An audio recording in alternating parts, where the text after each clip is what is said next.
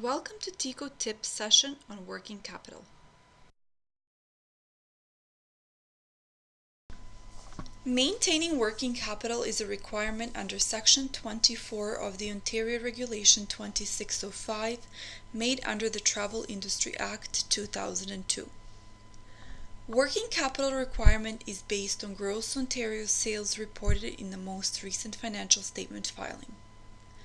Working capital represents company's ability to discharge its current liabilities using its current assets.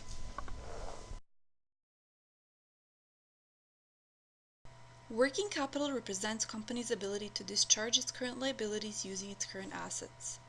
Working capital is calculated as follows: current assets less current liabilities less Tico security deposit if applicable.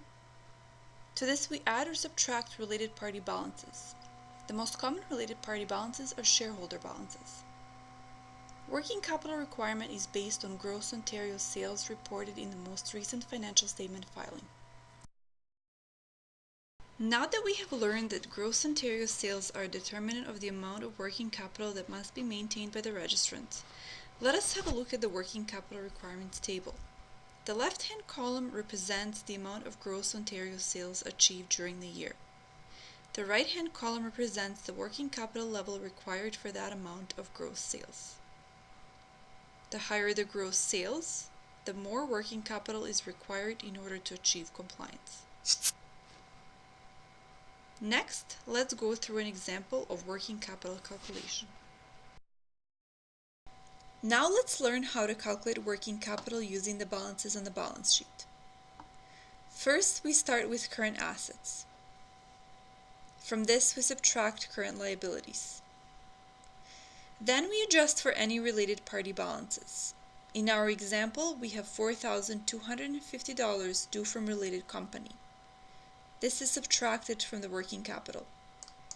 We then add back any related party balances recorded in the current liabilities.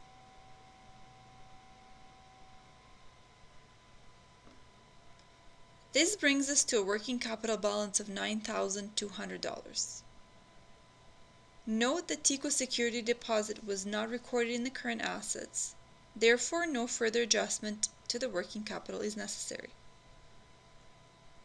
Another important item to observe is that cash, including trust cash balances, are already part of the working capital. They are recorded in the current assets. Cash balances alone do not determine the working capital amount. In our example, the amount of working capital required to be maintained is $15,000. Therefore, a working capital shortage of $5,800 exists. Let's now answer some commonly asked questions.